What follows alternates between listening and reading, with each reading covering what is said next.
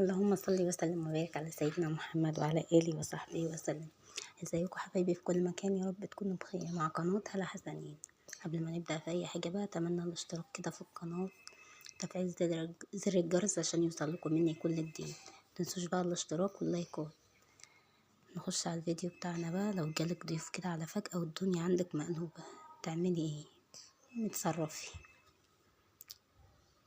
قمنا بقى كده ايه عشان نعين الفرش طبعا بتاع البيت. شلت فرش الشقة كله، ابتديت بقى من عند السفرة كده ايه، شفت عليها ايه، كان المنظر مش ولا بد. فالهدوم اللي هي الوسخة اخدتها عند الغسيل على طول. اي حاجة بلاقيها كده مش نظيفة باخدها على طول على الغسيل. واي حاجة على السفرة كده والمفرش ده شلته وطبقته كده وعدلته. انا بسرح له يا جماعة، المفرش ده بسرحه بالفرشة، ولما بقى الازاز كده تلميعة خفيفة وارص الحاجة على ناحية على جنب كده. بما ان العيد داخل يعني خلاص، كل سنة وانتوا طيبين.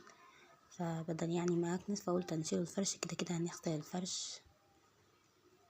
فبرضو بلمع تلميعة بسيطة كده عشان لما اجي برضو تبقى ايه، مع التراب ما يتراكمش على بعض. النظافة بتجيب نظافة دايما. هل لو سبت الدنيا مبهدلة الدنيا بتتقلب، وانتي نفسيتك بتتعب.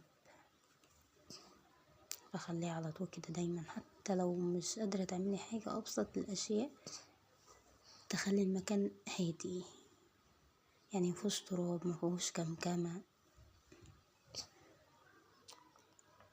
كده. بقى كنت بشد الكراسي عشان ايه، كده كده هنشيل السجادة بس بعد السفرة على جنب كده، وكنت لمعتها بقى من كل جنب.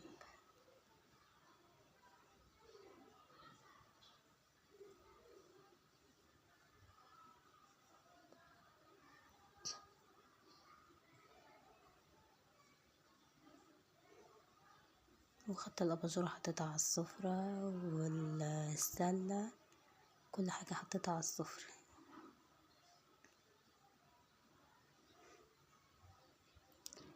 هلم بقى ايه السجادة.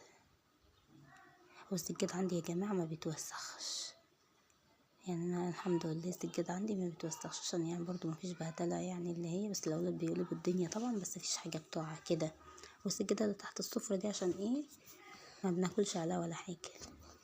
يعني الحتة اللي بتتبهدل هي اللي قدام الركن، عشان هي اللي بيبقى بنقعدوا قدام الشاشة وبناكل.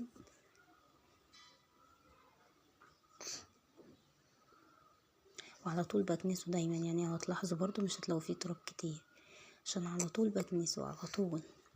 وبعد ما بكنس كنت ناسية اولع النور. وبعد ما بكنس بجيب فرشة فيها مية وبرسيل، مية واي حاجة، وبحطها وبغسل بقى برضو السجاد على الناشف كده، بيديلي ريحة وبيديلي لمعة للسجاد حلوة.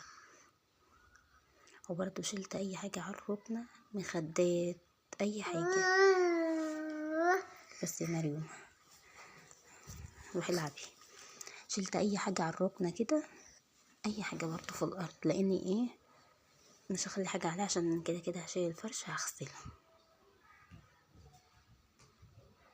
فده ابسط حل، يعني لو حد جالك فجأة هو تعمليه، ما خدش مني 10 دقايق. بس يا بابا بس اهدي، ما خدش مني 10 دقايق، والدنيا مش تبقى مكركبة حواليك ولا في اي حاجة في الارض.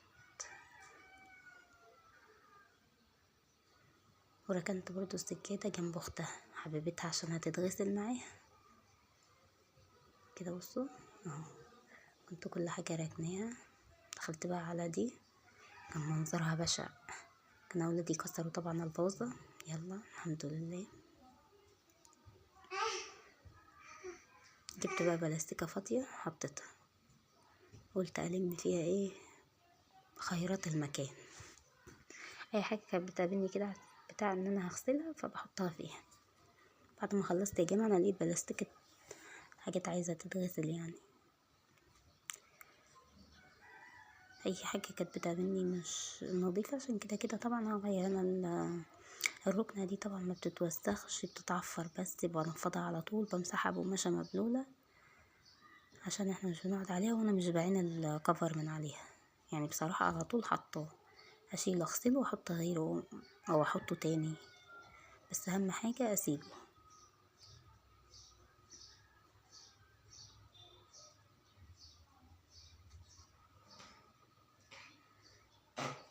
كنت ببركن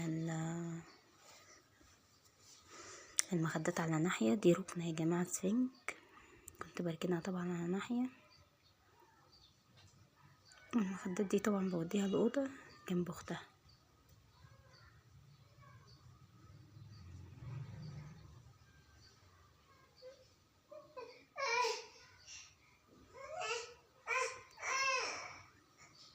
تعالي تعالي. ولميت كل طبعا حاجة،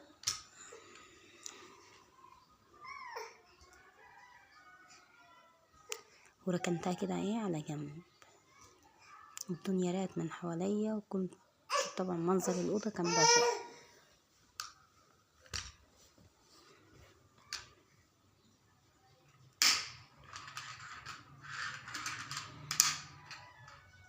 نشلت الترابيزة طبعا، ركنتها على جنب برضو. كده كده انا هشيل السجاد،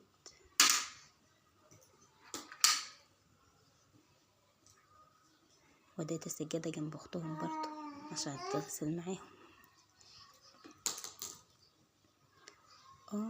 الستاير يعني هسيب الستاير طبعا لا، فشلت الستاير برضو. جبت مساحتي كده، شفت انا شاطرة ازاي بفكر بدون ما اطلع على سلم ولا اي حاجة. جبت مساحتي